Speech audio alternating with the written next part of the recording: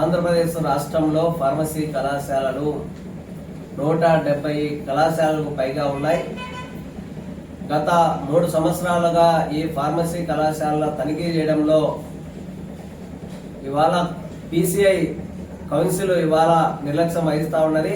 ప్రధానంగా ఆంధ్రప్రదేశ్లో ఉన్నటువంటి ఈ ఫార్మసీ కళాశాల యాజమాన్యం తనిఖీలే చేయకోకుండా ఫార్మసీ కౌన్సిల్కు దాదాపుగా 16 కోట్ల రూపాయల డబ్బులు ముడుపులు చెల్లించి అక్కడ ఫ్యాకల్టీ లేకపోయినా, అక్కడ మెటీరియల్ లేకపోయినా, తరగతులు నిర్వహించకపోయినా అక్కడ జరుగుతున్నటువంటి అవినీతి అక్రమాలకు సపోర్ట్ చేసి ఇవాళ ఈ కౌన్సిల్ వ్యవహరిస్తున్నటువంటి తీరును RSF అలాగనే ఫార్మసీ యూనియన్ గా మేము ఖండిస్తా ఉన్నాం. ఈ రాష్ట్రంలో జరుగుతున్నటువంటి ఈ అక్రమాలు ఏవైతే ఉన్నాయో ఫార్మసీ అక్రమాల మీద ఇప్పటికే మేము కేంద్ర ఫార్మసీ కౌన్సిల్ కు కంప్లైంట్ చేయాలని చెప్పి కూడా నిర్ణయం తీసుకున్నాం.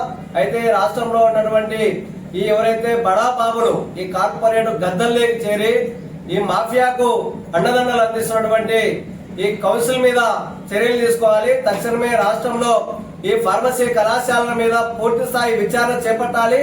వీరి అవినీతి అక్రమాలను వెలుగులోకి తీసుకురావాలని చెప్పి మేము డిమాండ్ చేస్తా ఉన్నాం. ఎందుకంటే ఈ రోజు పౌర సమాజంలో పుట్టిన ప్రతి బిడ్డ నుంచి చనిపోయే ముసలావిడ వరకు ఇవాళ నాణ్యమైనటువంటి వైద్యం అందించాలంటే ఈ ఫార్మసీ కౌన్సిల్ ఉన్నటువంటి విద్యార్థులే టాబ్లెట్లు గానీ మెడిసిన్స్ గానీ తయారు చేసినటువంటి ప్రక్రియలో భాగస్వాములు అవుతారు. ఇక్కడ నాణ్యత లేకోకుండా మందులలో నాణ్యత కావాలంటే ఎక్కడి నుంచి వస్తుందని చెప్పి మేము ప్రశ్నిస్తా ఉన్నాం. ఇక్కడ చేస్తున్నటువంటి దొంగ సర్టిఫికెట్లు అవినీతి అక్రమాలు కారణంగానే ఇవాళ ప్రజారోగ్యం ప్రమాదంలో పడేటువంటి పరిస్థితి వస్తా ఉన్నది. కాబట్టి రాష్ట్ర ప్రభుత్వం, కేంద్ర ప్రభుత్వం దీని మీద విచారణ చేపట్టాలి. ఎవరైతే ఈ అవినీతికి పాల్పడుతున్నటువంటి ఇన్ఫెక్షన్ అధికారులు ఉన్నారో వాళ్ళ అవినీతి అక్రమాలు ఇప్పటికే ఢిల్లీలో ఉన్నటువంటి ఈ కమిటీకి సంబంధించిన వాళ్ళ మీద కూడా ఇప్పటికే 13,000 కోట్ల రూపాయల అవినీతి అక్రమాలకు పాల్పడ్డారని చెప్పి PCI కౌన్సిల్ చైర్మన్ ఇప్పటికే CBI ఎంక్వైరీ చేస్తా ఉన్నది. వీటన్నిటి మీద దర్యాప్తు చేయాలి. ఇక్కడే మన విజయనగరము లేకపోతే విశాఖపట్నంలో ఉన్నటువంటి కాలేజీలలో ఇప్పటికే అవినీతి అక్రమాలు జరిగాయని చెప్పి వెలుగులోకి వస్తా ఉన్నాయి. మరి దీని మీద రాష్ట్ర ప్రభుత్వం గానీ కేంద్ర ప్రభుత్వం గానీ ఎందుకు పట్టించుకోలేదో సమాధానం చెప్పాల్సి ఉన్నది.